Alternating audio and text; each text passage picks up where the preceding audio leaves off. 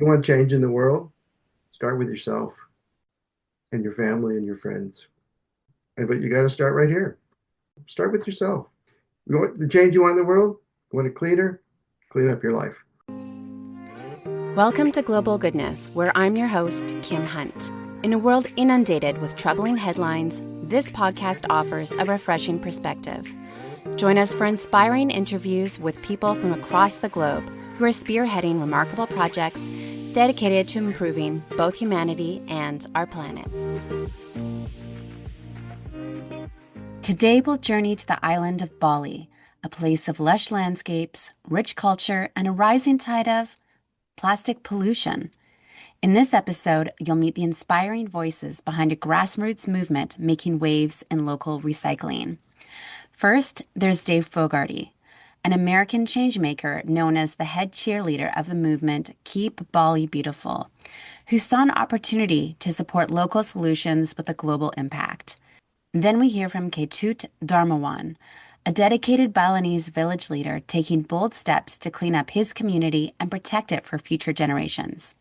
You'll also hear from Komang, a local tour guide and heart behind the Eat, Pray, Recycle experience, a unique tour that invites travelers to connect with real Balinese life and contribute to the village's recycling program.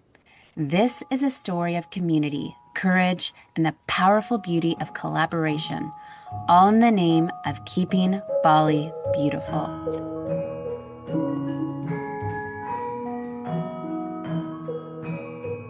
When Dave first came to Bali, he wasn't expecting to get involved in a recycling program, but what he saw changed his mind. Well, it starts a long time ago because I am old. But so my wife and I, my girlfriend at the time, uh, just finished our first job out of college, and we put on backpacks and decided we started in New Zealand and worked our way up through Australia and found ourselves in Indonesia. And at the time in 1980, Bali was just idyllic. It Mm-hmm. when there was no plastic pollution of any kind. And I'm sure if you saw when you went back 15 years ago, there was immense amount of pollution everywhere.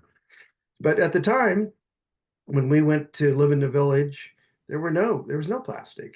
Is Mm-hmm. that you would serve food on a banana leaf, and when you got done, you just threw that banana leaf, wherever, and Yeah. it within a day or two it deteriorated, and there was no problem.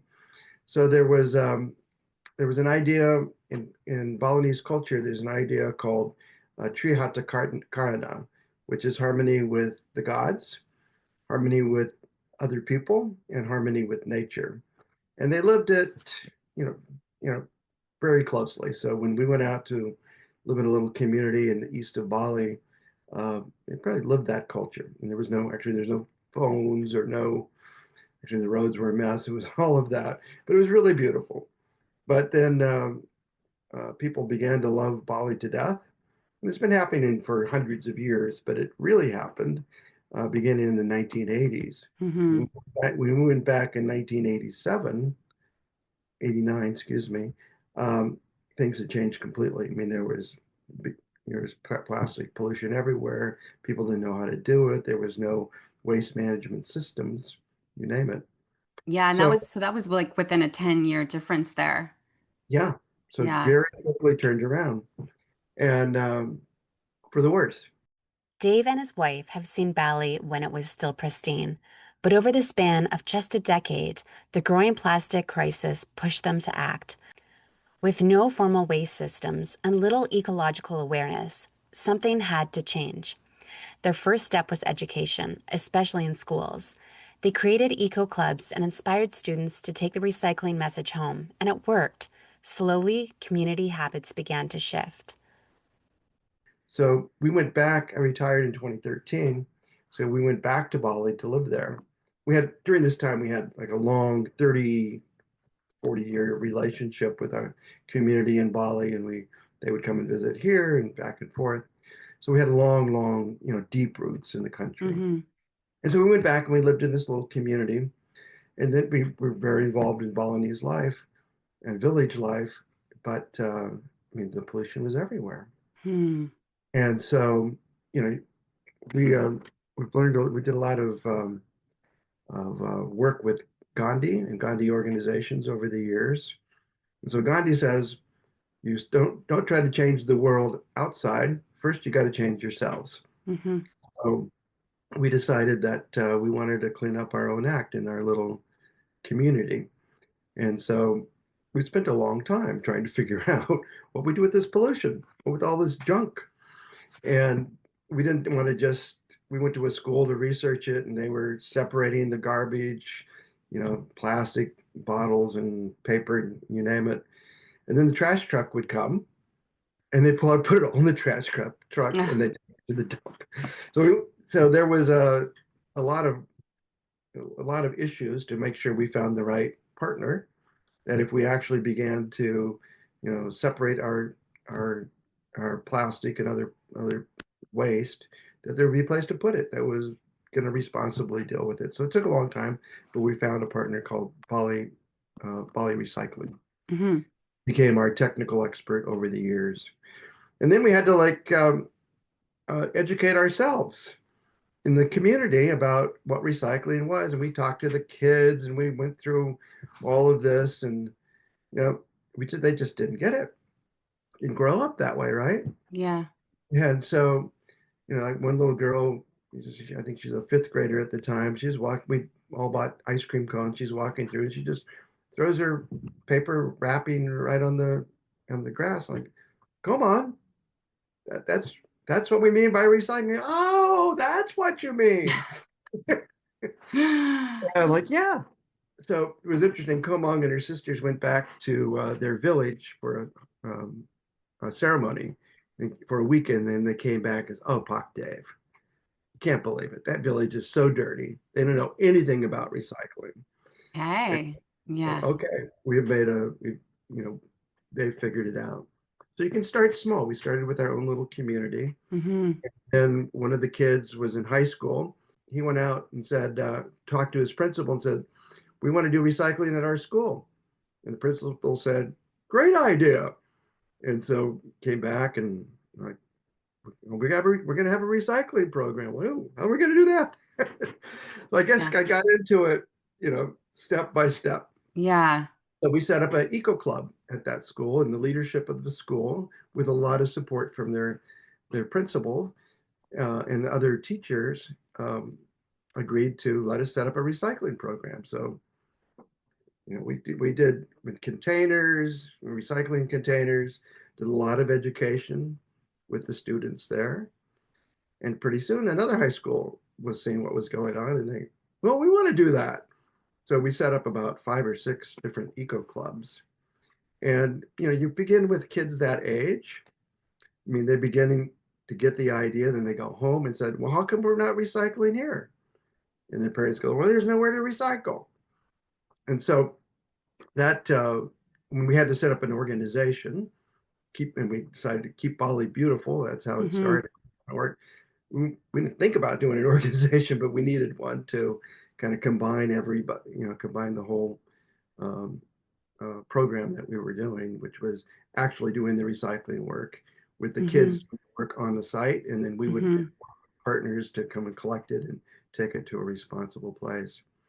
But our big step was when a man named Darmawan from a neighboring village began to hear what was going on, got interested, came over and said, well, I want to do that in my village. Like, okay. Darmawan, a local farmer in his village, decided to take action after he was devastated by the amount of garbage they saw in the rice fields and in the rivers. Here's what he did. Darmawan, you are the founder of the recycling program in your Yes, village. he is. And Darmawan, you are also a farmer. Is that right? You've been a farmer and your family has been farming for 5 generations. Yes. Yes. And Komeng, I am the tour guide here. the tour guide. You're the tour Yes. guide, which we'll Yes, have to when talk about, which is eat, pray, recycle. it is. Yeah. And then you also are the founder of Mandu Tamba, which collects honey from wild jungle bees and distributes it Yes. all over Bali. Yes, I do. What Yes. inspired you personally to get involved in environmental work in Bali?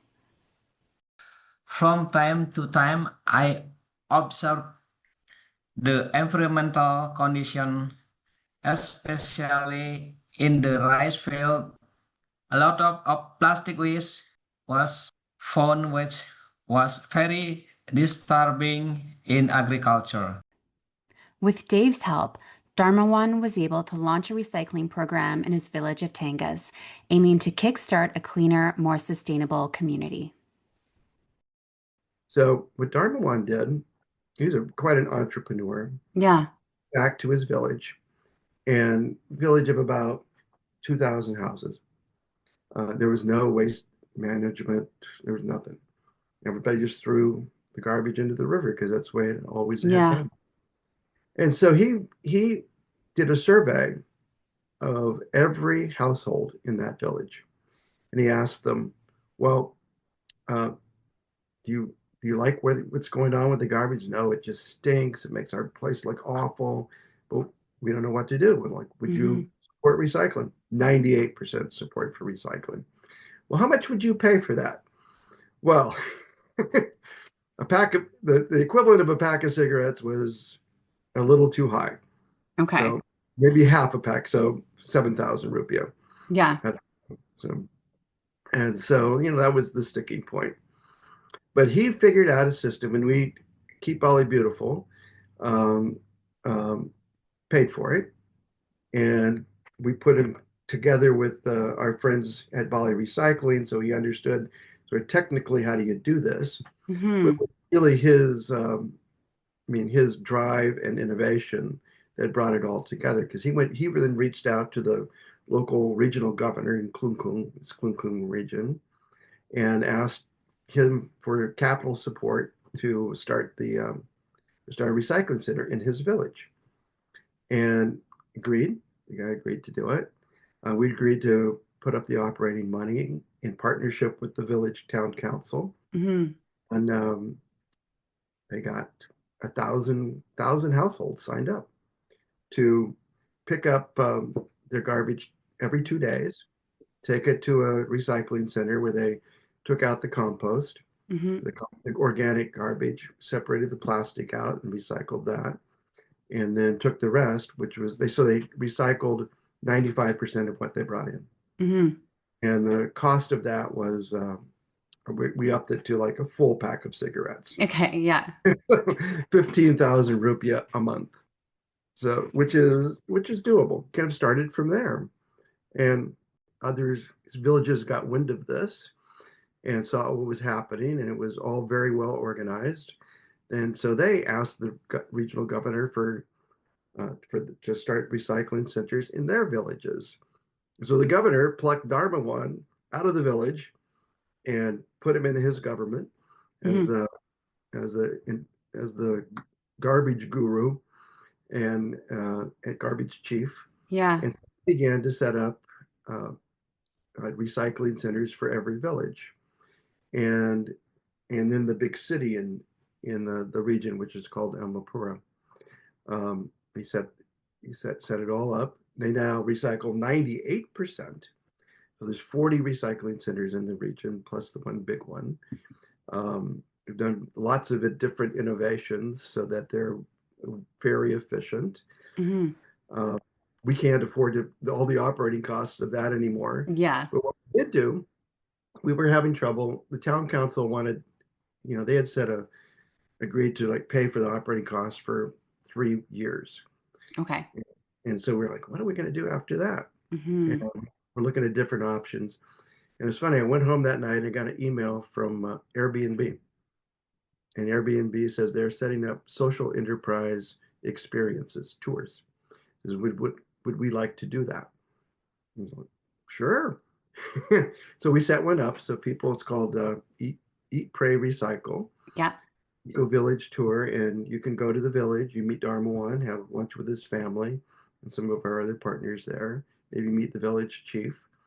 You go out to a temple and you do a Balinese ceremony. Hmm. People love. And you Yeah. go clean up the beach. So it's like you step inside Balinese. culture. Hmm. And then you go out to the recycling center and you find out what's going on there. So it's been actually very spectacularly successful, and a lot of and so it doesn't fund our complete operating budget, but a lot of it. Programs like Eat, Pray, Recycle offer tourists the chance to experience temple ceremonies, beach cleanups, and Balinese village life in one transformative day. This approach, blending tradition with sustainability, resonated across generations. Keep Bali Beautiful. Our program is Eat, Pray, and Recycle. The outline of this program is to realize the dream of a beautiful Bali by involving traveler and as volunteer and participants so that there is sense of belonging to Bali and a special sensation and memory for guests or tourists who vacation in Bali. Activities such as cleaning plastic waste in the temple area, beaches, praying together, introducing Balinese life, and seeing the real journey of waste collection at the TPS 3R waste processing facility in Tangkas. That's one is our program here. I love that. I love that is Thank you.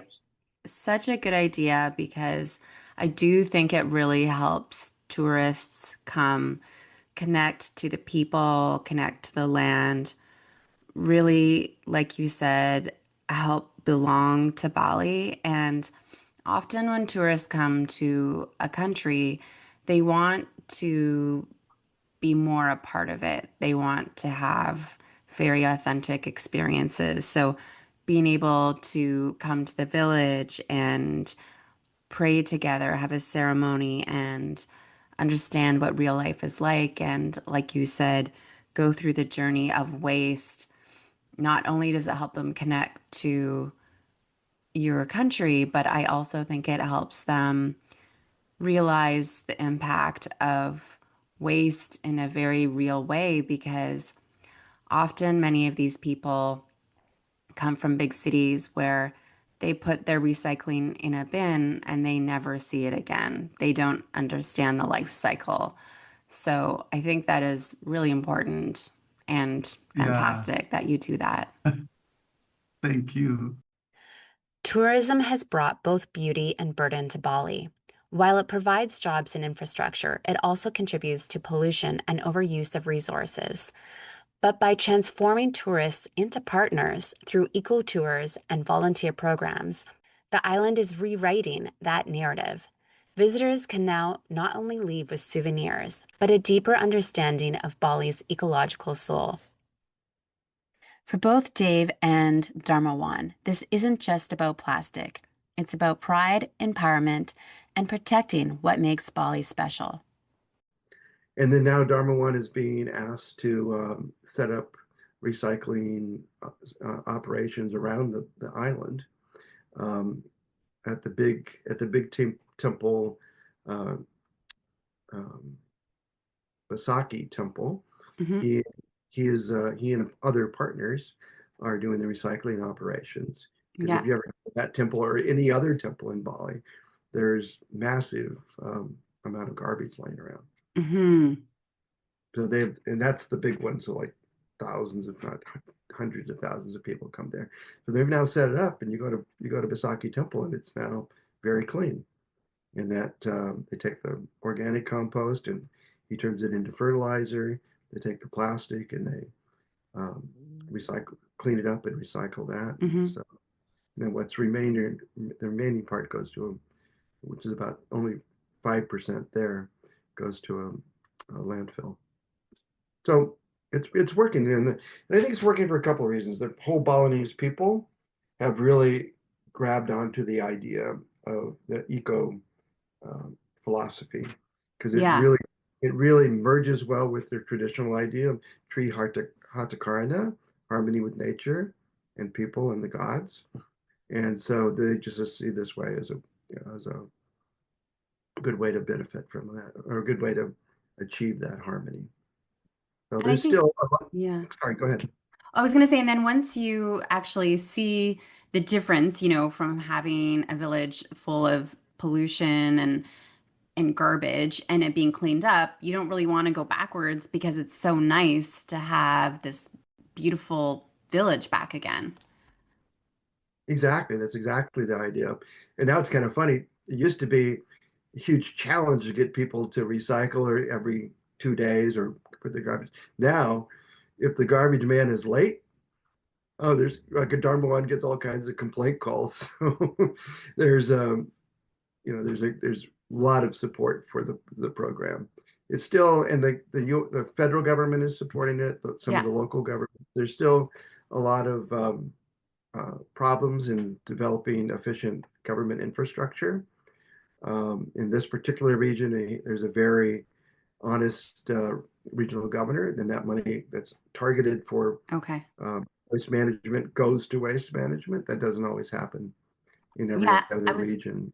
I was going to ask you as you were talking about that raising money. So, in Canada and the US, we pay taxes and our taxes, a certain amount of taxes would go to recycling programs or whatever sort of needs we have. But how does it work in Bali? Do they have a taxation system like that, or the government has to figure out funds, or how does it work? There's some taxation system regionally, provincially, and at the federal level. Yeah. And under the past president, a lot of the money for capital expenses, like building a waste management station or recycling service, came from the federal government. Who sent it to the regional government, who then allocated it. But there's a lot of but not every regional governor has a high priority for cleaning up their region, and Right. that money sometimes gets diverted, and that's a big problem throughout throughout Indonesia for all kinds of things. But in this particular region, it's going very well, and the money is, I mean, there's a very strict accounting uh, for the how the funds are used, and so and you can see it. People see their villages getting cleaned up. That's Not every fantastic. not every part of Bali is like that. There's still a Yeah. lot of Well, I like that you were saying just, even one step at a time and the little kids were you were teaching the kids about the recycling and then the parents weren't getting it, but then the kids were teaching their parents and it made me think back in the 80s when we were at school and we were learning about recycling. That was our first time learning all about it in elementary school and then going home to explain it to our parents. And so, sometimes it's not necessarily in these new kind of ways of doing things. It's not always the parents teaching the kids. Sometimes it's actually the kids teaching the parents how to do things. And it's great that everyone was able to jump on board in that way. absolutely. And I think the other key thing is Balinese took charge. Yeah. And that doesn't always happen in Hmm. charitable organizations when Westerners found it. Hmm. And so there's not as much buy-in locally if it's a white person Yeah. um, leading the fight. But when Darmawan and others in Bali decided that it was a priority for them, and they developed the systems that are, you know, not the way I would have done it, where they were Yeah. Balinese ways, which worked perfectly or very, very well in Bali. And so my goal was to step back and help where it was needed, but in providing funds and putting people in touch with technical resources. But let them take, not let them. They took charge. They took the reins and just ran with it, and have created quite a successful program. Yeah, I was going to ask you about the culture of Bali when you were trying to, approach conservation. How do Balinese cultural values influence the approach to conservation? Was there anything culturally that, like you had said, it was helpful because they do appreciate harmony in nature, or were there's just certain things that you needed to learn to work with or work around? Yeah, we had to change habits. Yeah. Yeah, just kind of the basic habit, as I described before, that our little girl Komong just Hmm. always thrown garbage on the street, as did everybody else. Hmm. And so changing habits is slow, and you need Yeah. role models to do it. You need role models at school. You need your leadership in the village to support that idea. You need to see, the local mayor and your parents doing the same thing, even though maybe you came up with the idea. Um, and so I think that the challenges um, have been public officials not Hmm. having, maybe the right mindset Hmm. to carry through those programs that their people want. Obviously there's competing needs for those resources. Yeah. I mean, there's a lot of infrastructure that needs to be built in Bali. They're doing a remarkably good job, Yeah. uh, moving very quickly, but there's just a lot of stuff that needs to happen. You need sewage treatment plants, you Hmm. need roads, you need to keep your people fed. I mean, ceremonies are still really important. Um, and so that, I think the kind of the basic challenges that government has in Bali is one key. The other one is that the Balinese culture is really at, challenged right now because Hmm. a lot of young people see really good jobs in Kuta Hmm. or in Ubud or in the tourist centers at hotels and restaurants. And they're leaving the village Right. to go there, and so maintain. And they're trying to come back for their village ceremonies, but if you got a wife and two kids and you got a job that you work 6 days a week, it's difficult to do that. So that's the other challenge that people have is just how do you keep up with your culture at the same time, trying you know, to live a modern life with a modern job and all the Yeah. pressures that go with that. Because That. before Hmm. everybody's a farmer, right? Yeah. And so, it was natural to have, every week you could, or maybe twice a week, you would have a ceremony in the village. But now, and you would spend all kinds of time developing, building the offerings and other things for that. So that's a Yeah.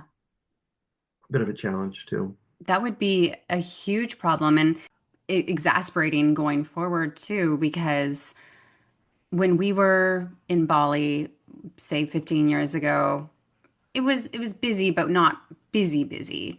And then I heard, you could in Ubud, you could walk into any restaurant you wanted and eat and kind of, book hotels or kind of wander, you didn't have to book everything ahead of time. And then right after COVID, it's like there's been this pent up travel demand. And Oh, Bali is definitely hot on the tourism list. And people were telling me that you had to book weeks in advance to get to a restaurant in Ubud. And it was very busy all the time. And so that would, just put more demand on the culture and these recycling programs. And like you were saying, those young people seeing opportunities in more touristed areas and bigger towns, leaving their villages. yeah, yeah. I mean, it's amazing how much uh, what the tourism is. It bottomed out obviously during COVID. It was down to almost zero, and Yeah, they had domestic tourism, but that was about it. So a lot of kids moved from the city back to the village, and yeah, there's always enough to eat there.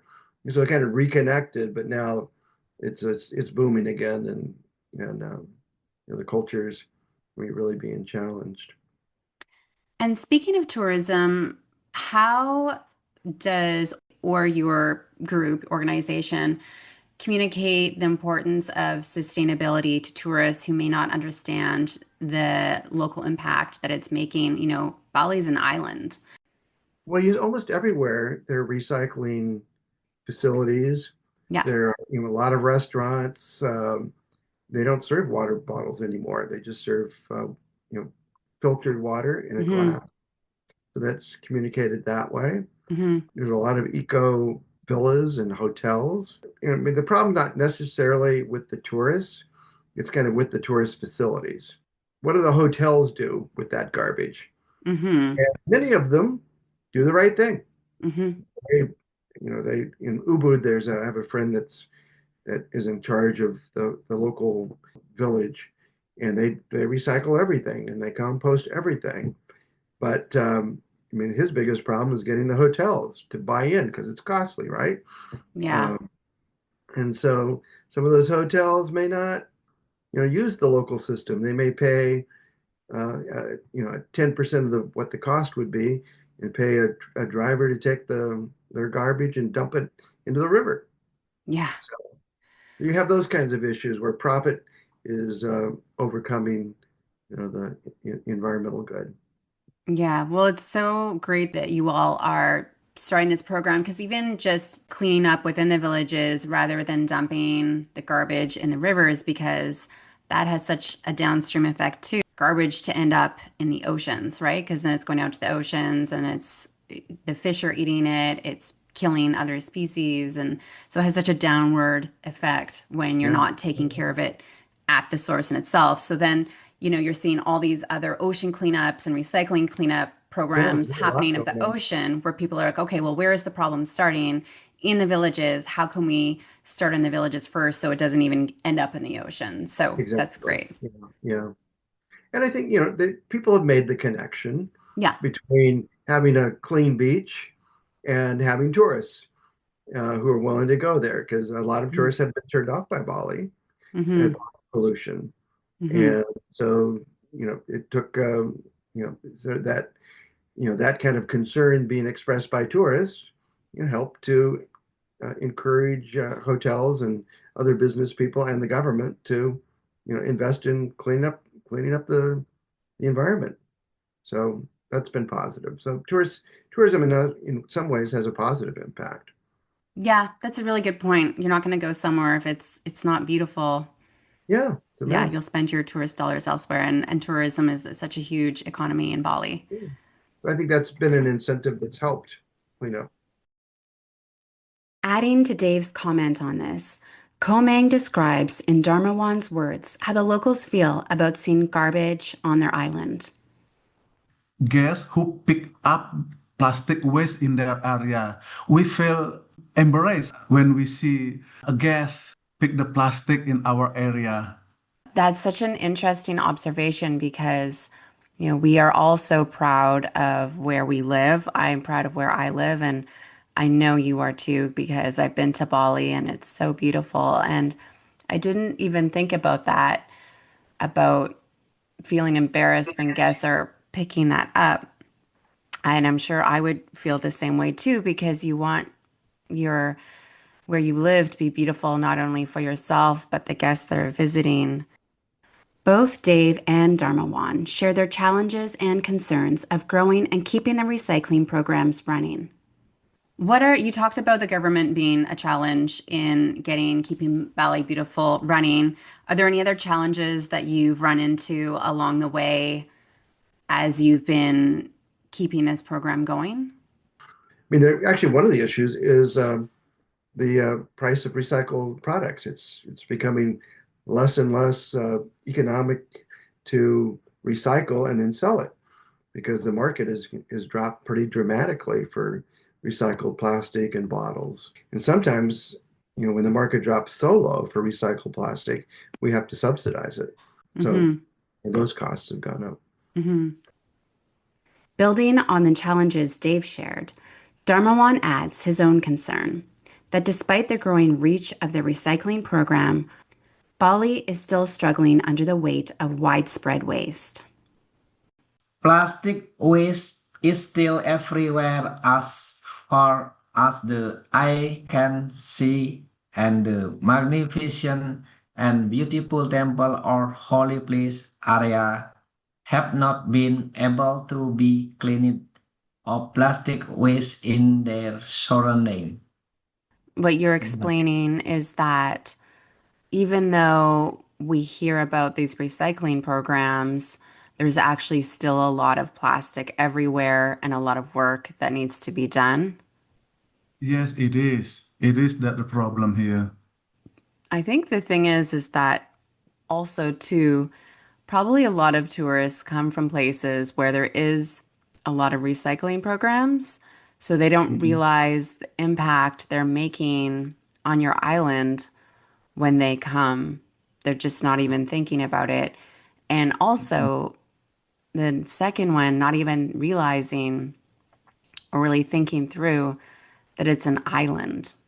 So Mhm. there's only so much space to be able to put garbage or put recycling. So I think those are really important things to bring up that you are working on this, but there's still a lot more work that needs to be done. Yeah, you're right. Ted. But thank you for all the work that you are doing because Our pleasure. you have such a beautiful island. Yeah. Thank you, Kim. Dave and Darmawan both share their hopes and dreams for the future of their recycling efforts. Here's what they say.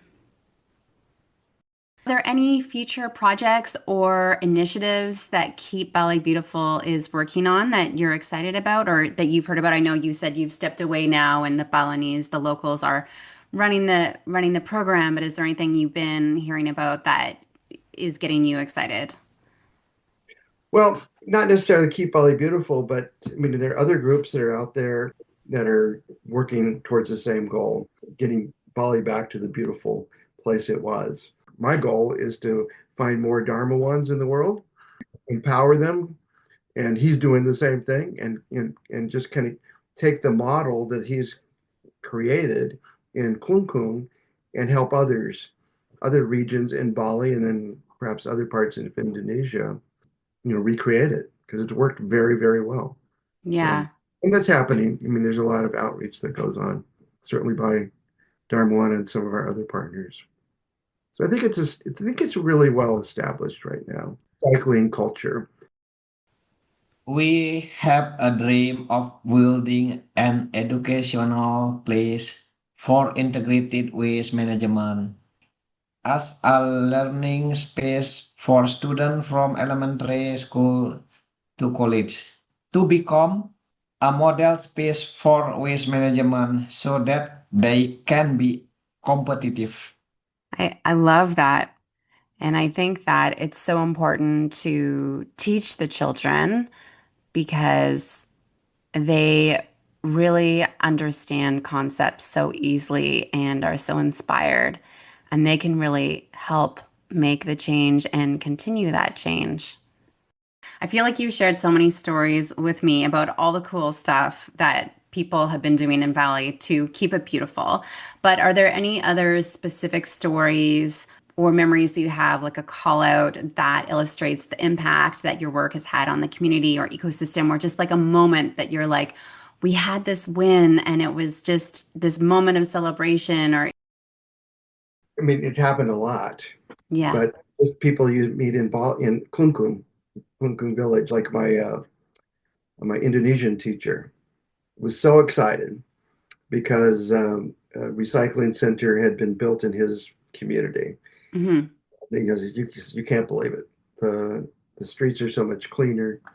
The they had a landfill near them, and Hmm. so we don't see nearly as many trucks going to the landfill. Hmm. They in that community they've used to be like 150 trucks a day, garbage trucks going to the landfill. And now there's like 15. Oh my gosh, that is a So huge there's impact. huge impact. I mean, when you're taking 98% of the garbage and recycling it, most of that from compostable garbage. Hmm. I mean, that's a lot of stuff that don't have to go to the landfill and be burned or taken to dumped in Yeah. the river illegally. So, Yeah.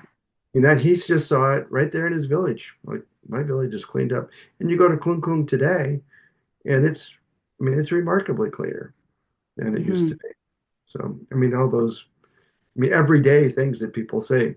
And my friend, I went down with Darmawan. We went down to there was some kind of festival in downtown Klungkung, and I mean, he was in charge of garbage pickup, and the poor guy was stressed.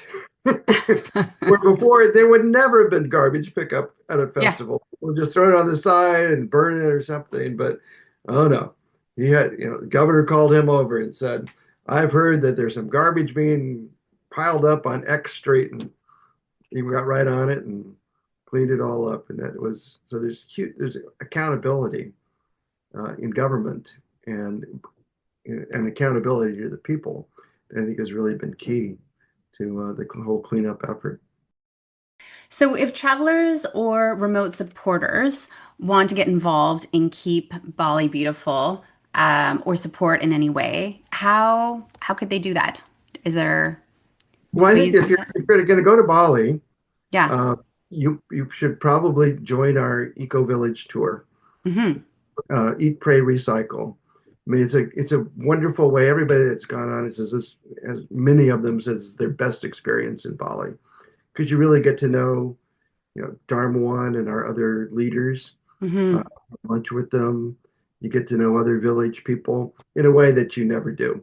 Yeah. And go to a hotel or restaurant in Ubud, and get to be part of a ceremony that's an everyday part of life in Bali. And the proceeds go directly to 100% of them go back into our recycling program. That's a really good way to do it. Any other donations you want to make, Hmm. 100% of that also goes to paying our recyclers. Yeah. Again, I mentioned we now have to subsidize the recycling part of the operation Hmm. because it doesn't pay enough for itself. So that would be helpful too. That's great. Well, I can attest to something like that because obviously that was not up and running when I went to Bali, but I was just in Colombia a couple months ago and did Wow. some tours of local communities, and that absolutely was the highlight of my trip was getting to talk to people and learning more about the culture and the ways of their life and what's going on in society. Because it's nice to see the beautiful flora and fauna, but you get so much more out of a trip being able to be immersed in the community. So I think that's a really great idea to have tourists do that. So not only can they learn about the recycling, but they also get to learn about the culture of Bali and meet some locals, which is really special. Yeah, I think that's the coolest part. I mean, it's always hard to like, how do you what door can you open to get Hmm. into a society? And Bali society is pretty open. Hmm. Don't you just don't see it when you're at a restaurant or hotel. You need to really, do something like this, or there's Hmm. guest house or guest stays, Hmm. to really get inside the culture. And it's beautiful. Once you find out, it's really beautiful. We fell in love 45 years ago and have continued our love for Bali until this time. If listeners could take just one thing from this conversation, what would you want it to be? I'll go back to this, what I've said right in the beginning. Hmm. You want change in the world? Start with yourself and your family and your friends. There's a lot in America right now. There's a lot we need to change, um, but you got to start right here. And it was the Gandhian approach. That's where he started with himself and his family and in the village, and went off to and did great things for India and other places in the world. So start with yourself. Figure out what you want to. You want the change you want in the world. You want it cleaner? Clean up your life. Hmm. It's similar, And like if you want to help other people, you got to put on your gas mask first. It's kind of the same thing. If you want to yeah, change yeah. the world, Don't change be telling yourself other first, people and then, what to do unless you walk the walk first. yeah, very wise words. I stole them from somebody else. That's okay. They're great words, so they should be shared out. We'll share them out more. Darmawan also shares his words of wisdom with us that he has learned throughout his journey of recycling. This earth does not need human, but human need this earth as the source of all life. We still polluted it with garbage. The participation of volunteer from local participation and tourism is a shared awareness. That's so beautifully said. And you're so right. The earth does not need us at all, but we need the earth. So we need to We be do. we need to be doing a better job. And everything counts, as from what I say, is everyone I talk to, they say, well, I'm just doing a little bit, but every little bit matters. What gives you hope right now? More and more volunteers are growing who care about the improvement. That's great. So you're seeing more and more volunteers come to your program. Yes. Well, I hope that this podcast will get the word out there even more to come do your Eat, Pray, Recycle program and get to meet you and get to learn about your program and help clean up and just learn more about Balinese life because I think that is such a special way to do it. We are waiting here. Thank you so much, Komeng and Yes, my Darmawan. Yeah. pleasure. My pleasure, Kim. I also want to share a beautiful short film with you called Finding Palemahan, directed by Gillian Lee and co-produced by Daisy Johnson. This powerful piece captures the breathtaking beauty of Bali while exploring the environmental challenges caused by increasing tourism, especially the rise in plastic waste. The film also highlights the inspiring actions of local communities working to reduce and recycle waste. At the heart of Finding Palemahan is the Balinese philosophy of Tri Hitha Karana, the three causes of well-being: harmony with God, harmony with people, and harmony with nature. It's a reminder of the deep spiritual and cultural roots guiding many of these efforts. You'll also hear from Ketut Darmawan, who shares his personal journey to create change in his village and protect the island he calls home. You can watch Finding Palemahan at schoolyardfilms.org, and I'll also include a direct link in the show notes so you can easily check it out. Thank you for joining us on this journey to Bali, where the spirit of Gotong Royong, or mutual cooperation, is alive and thriving. From Dave's visionary support to Darmawan's grassroots leadership and Komeng's heartfelt connection with travelers, today's episode reminds us that meaningful change often begins at the local level, with ordinary people doing extraordinary things. If you were inspired by what you heard, please visit Keep Bali Beautiful to learn more and explore ways to get involved.